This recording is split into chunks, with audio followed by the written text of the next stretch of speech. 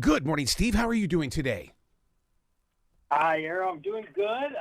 Thanks for having me. Excited to talk about dinosaurs with Oh, absolutely. I'm from the state of Montana, and boy, I'll tell you what, dinosaurs, you. it was one of the freakiest things that when they said that they were starting to find, fossils and things like that up there in Montana, that's when I really dove into dinosaurs. So I'm one of these National Geographic kids you're reaching out to. Awesome. I mean, and you grew up in the right place because I grew up in Illinois, and nobody's ever found a dinosaur bone in Illinois yet. That's one of my dreams, one day to do that. In Montana, dinosaur bones are just falling out of the rock. They're just crumbling out of the rock. And some of the most famous dinosaurs in the world are from your backyard up there, T-Rex and Triceratops and so on.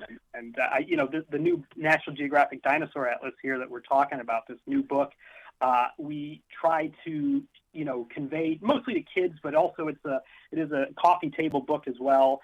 But we try to convey here the new discoveries, what we know about dinosaurs from all over the world. There's lots of really great new artwork in this book. So I do hope, because I was like you when I was younger, I had all the National Geographics with dinosaurs in them. Actually, my brother did. He was the real dinosaur obsessive in the family. But he had every issue, and we learned so much from reading those National Geographics and reading the Nat Geo books. And so I think it's really cool to, play a role in this new book for kids. Well, and what's fascinating about this book, and really, I am glued to it. I love the maps because it's like you point out the places where these dinosaurs were, and that just opens up my imagination even more. Yes, I'm with you, and I think when you see, and there's new maps in the book, right? So we have these maps that show not only what the Earth has looked like over time, but also where you can find dinosaurs today. Not every single dinosaur, because there's so many dinosaurs, actually. People are finding dinosaurs all over the world now, but a lot of the key sites we show. And I think that puts into perspective how global dinosaurs were. They didn't only live in certain corners of the world. During the Triassic, Jurassic, and Cretaceous periods, this time from about 230 to about 66 million years ago, dinosaurs lived everywhere. They lived all over. We even find dinosaur fossils on Antarctica now. So they were a global empire, and they ruled the Earth for a really long time.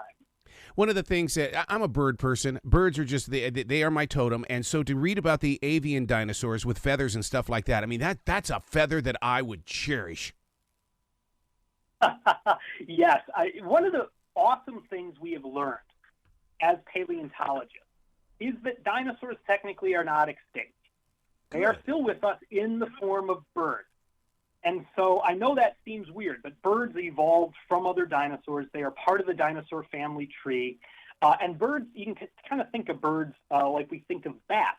Bats are mammals. Of course, bats are mammals like us. They have hair, they feed their babies milk, and so on. But they are a weird type of mammal that evolved wings, developed the ability to fly. Birds are the dinosaur version of that, a weird type of dinosaur that evolved wings, developed the ability to fly, and they just so happen to be the only dinosaurs that live on today because they survived that great catastrophe.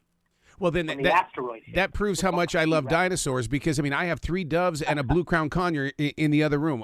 I've had birds around me my entire life. See, I love dinosaurs. You are a true dinosaur enthusiast. Absolutely. So I've got to ask you this question only because, it doesn't matter where you walk around anymore. Everybody's got a Jurassic Park shirt on and stuff like that. That is so branded inside our imaginations. But you talk about a time period that I'm not familiar with, Triassic. Now, what is this?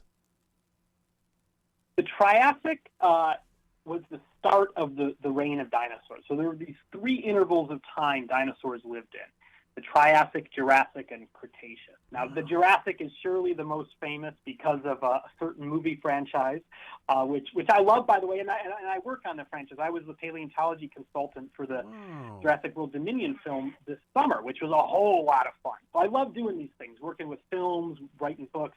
But that franchise is super cool. It's gotten a lot of people into dinosaurs. Everybody around the world knows the word Jurassic. I think maybe some people have heard the word Cretaceous because that was the time T-Rex and Triceratops lived.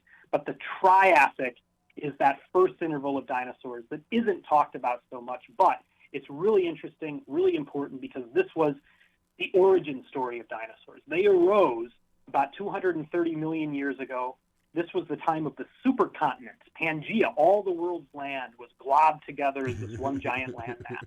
And that's how dinosaurs got stars. Oh my God, I would love to see just something was because the reason why I'm fascinated by the planet being connected like that is because the Native Americans and Asian history and stuff like that, they have so much in common, and people go, how is that possible? And it's things like this book right here that talks about that time period where everybody was connected. It's just amazing.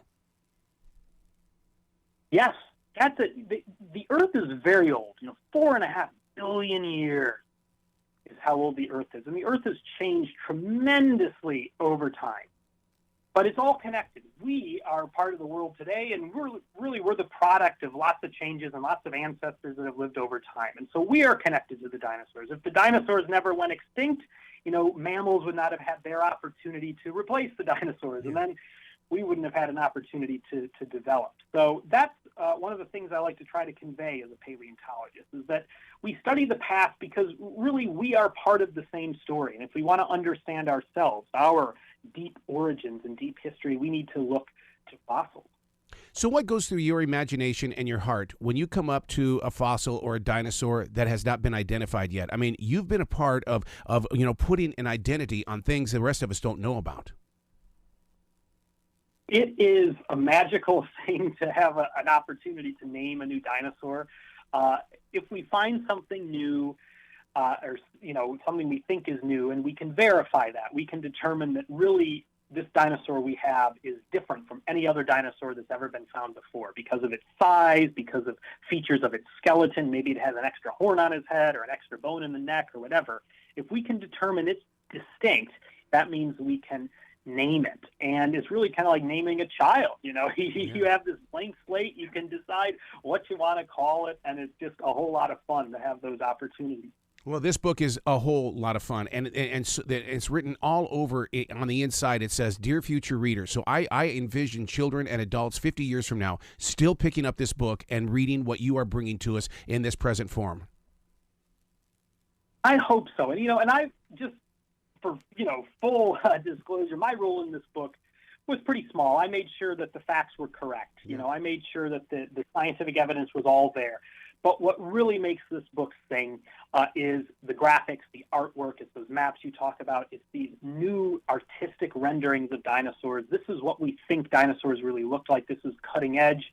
This is how we envision dinosaurs now. And you're going to see dinosaurs with feathers and dinosaurs with wings. You're going to see the most updated, accurate versions of things like T-Rex and Triceratops, the most familiar dinosaurs of all. So I really do hope that this book can inspire young people the same way these Nat Geo books and magazines inspired you and me when we were young. Absolutely. Please come back to the show anytime in the future, Steve. The door is always going to be open for you.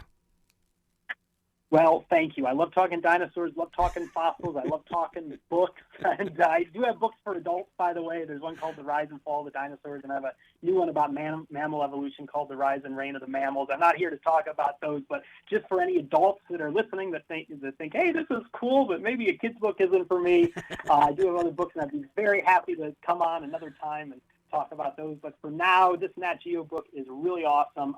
Perfect Christmas gift, I think, for a lot of young dinosaur enthusiasts in your life. Absolutely. Be brilliant today, okay, sir? You too. Cheers, buddy.